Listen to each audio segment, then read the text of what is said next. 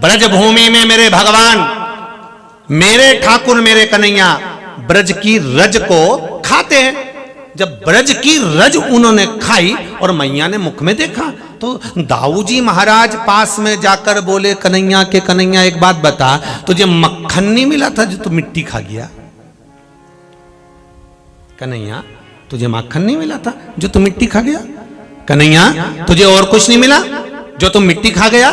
दाऊ दादा ने कन्हैया से पूछा तो कन्हैया छोटे से, बिल्कुल छोटे से, और कन्हैया ने दाऊ दादा से कह दिया, दाऊ दादा तुम नहीं जानते मैंने मिट्टी क्यों खाई है। दाऊ जी ने पूछा क्यों? कन्हैया मुझे बता, मैया तो तेरे मुंह में सृष्टि देख रही है, तुम मुझे बता कि तूने मिट्टी क्यों खाई। कन्हैया कहते, दाऊ दादा जब मैंने पूतना का दूध पिया था, पूतना ने सारे ब्रज के बच्चों को दूध पिलाकर उनके प्राणों को मुंह से हर लिया था। बच्चा दूध पीता था और उसके प्राण मुख से चले जाते थे। हमारे यहाँ कहते हैं किसी के प्राण आंख से जाते हैं, किसी के कानों से जाते हैं, किसी के मुख से जाते हैं। तो जितने बच्चों ने दूध पिया, पूतना का विष पिया, सारे के प्राण पूतना ने खींच लिए और सबके ब्रजवासी के बच्चों के प्राण पूतना के स्तन में रखे हुए थे। मैंने जब पूतना का दूध पिया तो सारे बच्चों के प्राणों को, ब्रजवासियों के बच्चों के प्राणों को मैंने खींच लिया और खींच के अपने पेट में रख लिया।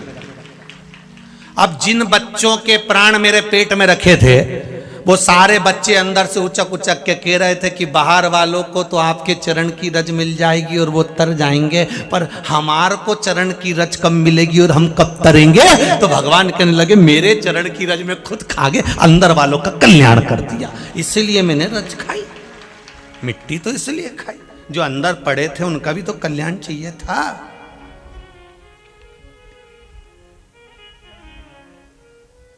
तो भगवान शंकर ने भी विचार करा कि कई लोगों का तो मन कथा में लगेगा और जिनका नहीं लगेगा वो इधर उधर घूमते फिरते अगर आ भी गए और थोड़ी बहुत धूल उचक के इनके माथे चढ़ गई तो बापड़ा तो यूं तरी गया, तर जाएगा। इसको क्या शिव भक्ति में इतनी सुंदरता कहां से आ गई? इसमें चित्रंगदा इतनी सुंदर। भगवान की भक्ति में जो डूबेगा वो सुंदर है ही, उसकी सुंदरता है।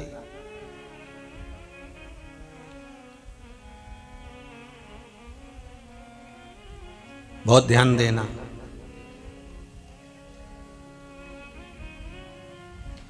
पाश्चात्य सभ्यता के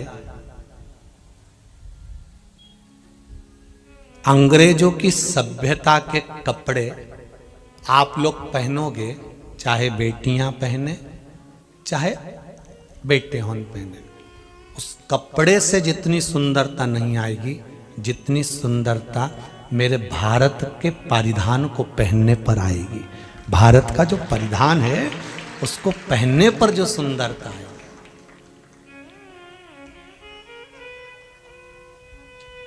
वो विदेश की बेटियां जब वृंदावन में, काशी में, तीर्थों में, वो विदेश की बेटियां, अंग्रेजों की बेटियां जब यहाँ आती हैं, बेटे जब यहाँ आते हैं, ब्रजमंडल में जब लंबा लंबा यहाँ से यहाँ तक तिलक लगाते हैं, सुंदर साड़ियां पहनती हैं बेटियां, सुंदर सुंदर धोती लपेटते हैं बेटे, भगवान का नाम लिखा हुआ वस्त्र धारण कर लेते हैं बेटे, गले में माला पड़ी रहती है उन बेटे और बेटियों की, और मुख से भजन करते रहते हैं, हरे कृष्णा कृष्णा कृष्णा हरे हरे, हरे राम राम राम हरे हरे। वो भजन में डूबे रहते हैं।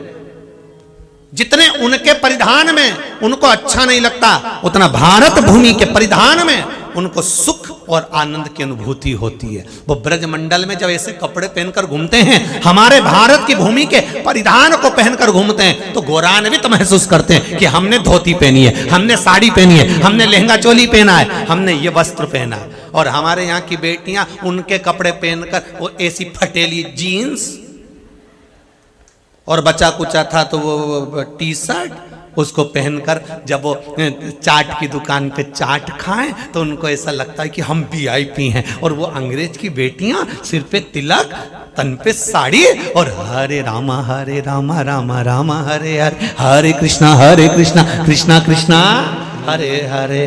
अरे उनकी शोभा वो भारत के परिधान को पहनकर अपने को गौरवान्वित महसूस कर, उनका गौरव उनको परिधान में लग रहा है। हम क्या ग्रहण कर रहे हैं? अर्जुन ने देखा कि इतनी सुंदरता काय से, मालूम पड़ा ये देवी की आराधना करती है, ये भगवान की आराधना करती है।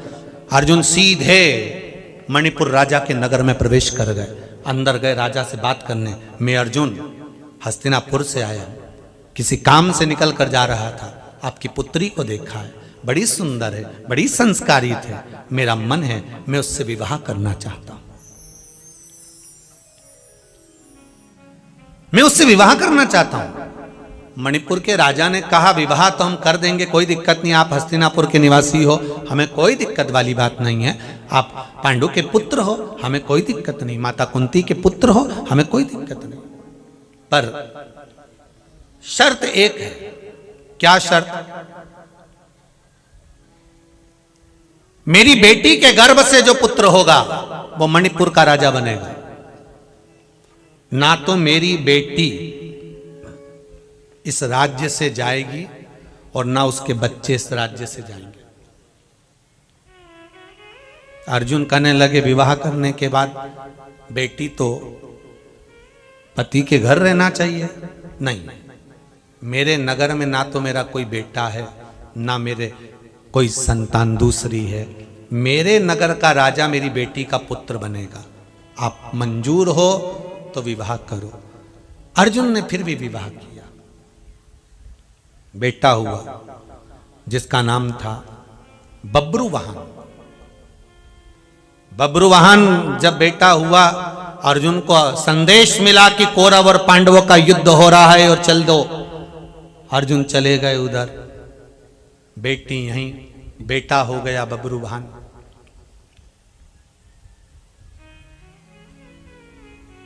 इस बब्रुवाहन के नाना जी शांत हो गए, राजा मणिपुर का शांत हो गया, ये सिंहासन पर बैठ गया। माता चित्रंगदा देवी की आराधना में वन में चली गई, भवन में नहीं रही। अब अकेला बब्रुवाहन भवन में निवास, अकेला बब्रुवाहन भवन में निवास।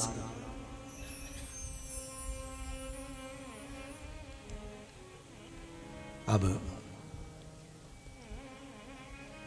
कौरव और पांडवों का युद्ध हो रहा है। एक शंकर जी की भगत मरे हुए व्यक्ति को कैसे जीवित कर देती है वो देख लीजिए। महाभारत का ये सबसे रोचक चरित्र है कि बेटे के हाथ से बाप मर गया था, बब्रुवाहन के हाथ से अर्जुन मर गया था, और एक मां ने उसको जीवित कर दिया। ये चरित्र है शिव पुराण के अंतर्गत श्रवण करें, महाभारत का पावन चरित्र, पावन चरित्र है। एक शंकर की भगत जो शिव की भक्ति में डूबने वाली है, जो शंकर का स्मरण करने वाली है,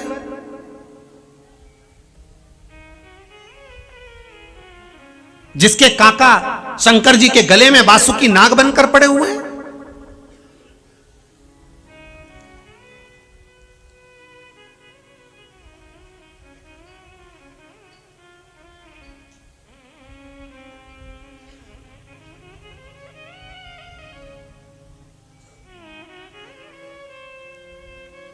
एक बार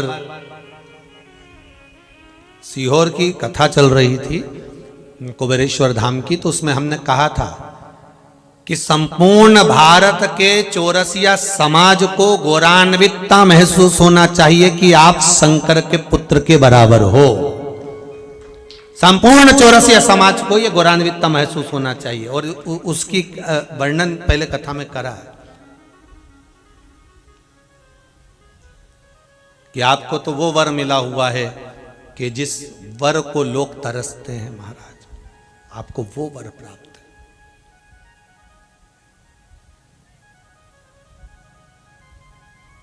शिव कथा कह रही है, शिवानुमोदन कह रहा है। कौरव और पांडवों का युद्ध चालू हुआ। बब्रुवाहन को मन नहीं मालूम था कि मैं पुत्र किसका हूं। नाना भी चले गए और मां भी चली गई। सिंहासन पर बब्रुवाहन बैठ गए। इतना बब्रुवाहन इतना वीर थे, इतने वीर अर्जुन के पुत्र थे, इतनी वीरता थी। इसकी वीरता को जानकर दुर्योधन के पास सूचना गई और दुर्योधन ने कर्ण से कहा, कर्ण एक काम करो, मणिपुर जाओ और मणिपुर के राजा को निमंत्रण दो हमारी ओर से युद्ध का। कर्ण गए मणिपुर और कर्ण ने जाकर बब्रुवाहन को देखा। युवान बालक सिंहासन पर बैठा हुआ था। जितनी चमक उसकी माता के चेहरे पर थी उतनी चमक उसके पुत्र के चेहरे पर भी थी, क्योंकि पुत्र, माता का तपोबल का भाव उस पुत्र में आ गया था। दादा दादी अगर भजन करते हैं, प्रहलाद जी ने भजन करा तो पोते में आया कि नहीं आया वो राजा बलि में? प्रहलाद जी ने अगर भजन करा, प्रहलाद जी ने भगवान की भक्ति को धारण करा, प्रहलाद जी ने नाम स्मरण करा, तो प्रहलाद जी के आगे वंश में जो राजा बलि हुए, उन बलि ने भी तो दान पुण्य करा। प्रहलाद से कुछ सीखा। हमारे पूर्वजों का दिया हुआ, हमारे बुजुर्गों का दिया हुआ कुछ हमारे पास प्राप्त हो जाता है, कुछ हमें मिल जाता है। हाँ, कई कई बुजुर्गों की गलत चीज भी हमारे बच्चों में आ जाती है। कोई अगर दादा परदादा खूब गाली बके ना, तो उनके जो छोरा छोरी रहनी वे भी गाली सीख जाए। इसीलिए निवेदन है दादा दादियों से, तुम जैसा करोगे वैसा बच्चा करता है। दादी अगर अगरबत्ती लगाती ना भगवान को, तो दादी चली जाती ना, तो छोटा सा बच्चा धीरे धीरे जाएगा, आसन लगा के बैठ जाएगा। अगरबत्ती नहीं है तो तीली उठा के ही भगवान को घुमाएगा। बच्चों में आदत आती है, संस्कार आते हैं। आप अगर शंकर जी के मंदिर में एक लोटा पानी लेकर जा रहे हो तो अपने बच्चे को साथ लेकर जाओ। बच्चा सीखेगा कि शिव जी पे जल कैसे चढ़ाना है, धतूरा कैसे चढ़ाना है, बेलपत्र कैसे चढ़ाना है, चावल कैसे चढ़ाना है, शिव जी को कैसे रिझाना है। यह बच्चे को मां सिखा सकती है। माता प्रथम गुरु होती है। पहले नंबर का गुरु कौन है? जम के बोलो जरा। मां। मां बच्चे को सिखाती है गलत मार्ग पर चलना है कि सही मार्ग पर चलना है। घर में बच्चा अगर झूठ बोलता है ना, तो माता के कारण बोलता है। बच्चा अगर सत्य बोलेगा तो मां के कारण बोलेगा, झूठ बोलेगा तो। एक मां ने अपने बच्चे से कहा, सुन, मैं जरा काम से जा रही हूं, तो पढ़ाई करना हो। बच्चा बोलने लगा, मम्मी मैं भी तुम्हारे साथ चलूंगा। तुम कहां जा रही हो? मैंने बोला ना पढ़ाई कर, एग्जाम का टाइम है। नहीं, मैं भी चलूंगा तुम्हारे साथ। बच्चा जिद करने लगा। मां ने पर्स खोला, उसमें से 5 रुपए निकाले, बच्चे को दिए, ले ये 5 रुपए ले, टॉफी खा लेना। और सुन, कोई भी घर में आए और पूछे तेरी मम्मी कहां गई, तो कह देना पिताजी के साथ घूमने गई। अब आज बच्चा बाजार गया, टॉफी बगल में से लेके आ गया, पास में दुकान थी, सोफा पे बैठ के खा रहा था। इतने में ऑफिस में कोई सर मर गए, पिताजी की जल्दी छुट्टी हो गई, पिताजी घर आ गए। उनने बैग रखा, ये टॉफी खा रहा था, टीवी देखने में लगा हुआ था। पिताजी ने आते से पूछ लिया, क्यों तेरी मां कहां गई? कि वो तो पिताजी के साथ घूमने गई। अब पिताजी ने एक थप्पड़ धर के दिया, थारा बाप यहां खड़िया, तेरा पिता यहां, वो की के साथ चली गई। अब बच्चे को झूठ बोलना किसने सिखाया? जम के तो बोलो, मां ने। झूठ बोलना क्यों सिखाया? मायके से इतनी टॉफी लेके आ गई, इतना सारा सामान मायके से लेके आ गई, अलमारी में छुपा के रख दिया। बच्चे को रोज निकाल के दे, खा ले। दादी को मत बोलना कि नाना के यहां से आई, खा ले। दादी को मत बताना, चाचा चाची को मत बताना, अंकल आंटी को मत बताना, किसी को मत बोलना कहां से आया। बोल देना पड़ोस वाली आंटी ने दिया, पड़ोस वाली अंकल ने दिया, मेरा नाम मत लेना। हो, बच्चे को सिखाएगी, पट्टी पाड़ती जाएगी, कंगा करती जाएगी और सब ज्ञान देती चली जाएगी। बताना मत, खा ले। हो, बच्चे को टॉफी छुपा छुपा के खिला दी, सामान छुपा छुपा के दे दिया, मैं बैग छुपा कर दे दिया, कॉपी छुपा कर दे दी, कहीं रबड़ छुपा कर दे दिया, कहीं पेंसिल छुपा कर दे दी। मायके से लाई थी, पहले ही बच्चों को बोल देना था, घर की माता को बता देना था, मैं मायके से ये लाई हूं। पर छुपा के रखा। अलमारी में से धीरे धीरे धीरे धीरे निकाल के देती गई। बच्चे, दादी ने पूछा क्यों रे टॉफी कहां से आई? पड़ोस वाली आंटी ने दी।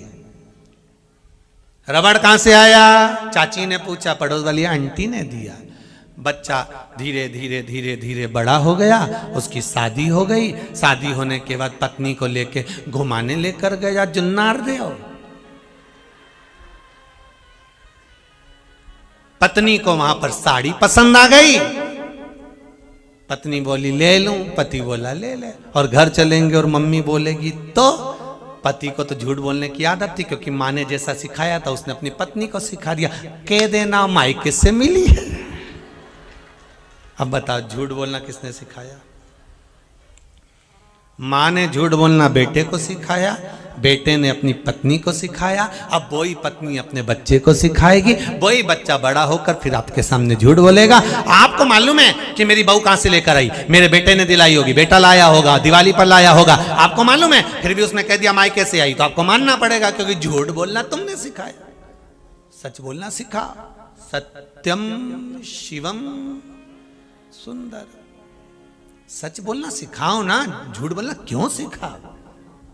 हम तो लोगों से भी कहते हैं कहीं दिवाली मिलने जाओ तो हैप्पी दिवाली मत कहो, होली मिलने जाओ तो हैप्पी होली मत कहो, डायरेक्ट जाकर कहो काका जी राम नाम सत्य है।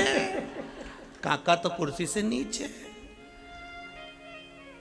क्यों मेरा बुरा चाहता है? नहीं, मरने के बाद लोग वाग राम नाम सत्य बोलेंगे, अपन नहीं बोल पाएंगे, क्योंकि अपन तो पड़े रहेंगे। तब बोलना तो अपने पहले ही बोल लो ना। इससे तो बोलो जरा अच्छे से राम नाम। इतनी धीमे बोलोगे? राम नाम सत्य है, और जो सत्य है उसको कोई नकार सकता नहीं। सत्य कहां तक छुपेगा? मृत्यु सत्य है। कर्ण ने कहा इतना सुंदर चेहरे पे चमक, ये माता का तेज बल है, माता का तेज बल। भजन का बल बड़ा होता है, भजन का बल बड़ा होता है। मेरे भोले तेरा सहारा है, मेरे भोले तेरा सहारा है, मेरी नैया का तू किनारा है, मेरी नैया का तू किनारा है। शंभो, इस संसार सागर से उबारने का केवल तू ही साधन है, उसके सिवाय कोई नहीं। कौन तारे?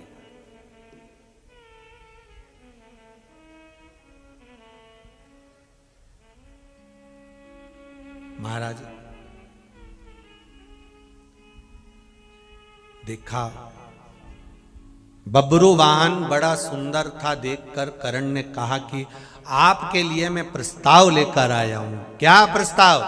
कौरव और पांडवों का युद्ध प्रारंभ होने वाला है, उसके लिए दुर्योधन ने आपको युद्ध के लिए बुलाया। बब्रू वाहन को मालूम ही नहीं था, क्योंकि पांडव से कभी मिला नहीं था, उसको ज्ञात भी नहीं था। ठीक है, बब्रुवान ने कहा मैं स्वीकार करता हूं, राजा दुर्योधन को कह देना तुम्हारी ओर से मैं युद्ध लड़ूंगा, चिंता ना करें, जाओ। कितनी सेना है आपके पास? कर्ण ने पूछा बब्रुवान से, आपके पास कितनी सेना है? सेना है कितनी? बब्रुवान ने कहा सेना की जरूरत नहीं पड़ेगी, मैं अकेला काफी हूं। और ये सत्यता थी। बब्रुवान की माता चित्रंगदा देवी की इतनी उपासना करती थी कि देवी के तपबल से ऐसा बेटा उत्पन्न हुआ था, तो उसको सेना की तो जरूरत ही नहीं पड़ती थी, अकेला ही काफी था, अकेला ही काफी। कई कई बार माताएं जब गुस्से में आती है ना तो एक बात जरूर कहती है, मेरे से फालतू की बात मत करना, मुझे फालतू समझना मत, पहले समझा रही हूं, अकेली काफी हूं, समझ लेना इसकी माताजी कहीं माताजी की सेवा करती होगी, उसका तेज बल, उसका तप, उसका बल इसमें है। हमने पहले भी कथा में कहा, एक बात पहले भी कही, आज फिर कहते हैं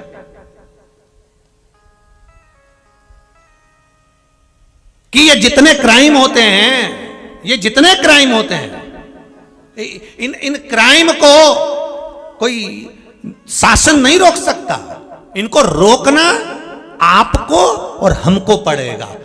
अगर कोई जरा सा टच तो कर ले, इतने में अगर भारत की माताएं झांसी की रानी मां दुर्गावती से कम, मां अहिल्याबाई से कम नहीं है, खड़ी हो जाए तो किसकी सामर्थ्यता हो सकती है कि कोई टच करके चले जाए, कुछ बोल कर चले जाए, अपशब्द कह दे, ताने दे दे, किसकी सामर्थ्यता है साहब? किसकी सामर्थ्यता? बल आप में होना चाहिए, सामर्थ्यता आप में होना चाहिए। तुरंत कह दिया, बताओ उसने हमको ऐसा कह दिया, वो हमारे लिए गलत सोच रहा है, वो ऐसा कर दिया, वो ये कर दिया। अरे इसको रोकना हमारे हाथ में, कोई दूसरा नहीं रोक सकता, आपको रोकना पड़ेगा। हम सुधरेंगे, जम के बोलो जरा, युग सुधरेगा, हम बदलेंगे, अरे जम के तो बोलो, युग बदलेगा। कब बदलेगा? वो दिन तो निश्चित करो, बदलना तो पड़ेगा, अपने को बदलना पड़ेगा। अपन दुनिया को बदलने की बात मत करो, अपन तो अपनी सोचो। जितने लोग आस्था चैनल पर कथा सुन रहे हैं, जितने फेसबुक यूट्यूब पर कथा सुन रहे हैं, जितने यहां पंडाल में बैठकर कथा सुन रहे हैं, भगवान ने आपको कुछ ऐसा देकर पैदा करा है। किसी को भी भगवान कमजोर बनाकर पैदा नहीं करता। मेरा मालिक आपको कुछ ना कुछ देकर पैदा करता है कि आप में वो ऊर्जा है, आप में वो बल है, आप में वो एनर्जी है, आप में वो सामर्थ्यता है कि आप सब कुछ कर सकते हो। फिर क्यों किसी के आश्रित जीते हो, क्यों किसी के बल पर जीते हो? आप में भगवान ने कुछ दिया है। आप अपने उस छुपे हुए हीरे को खोजकर प्रकाशित तो करो, लेकर आओ, लाइए उसको।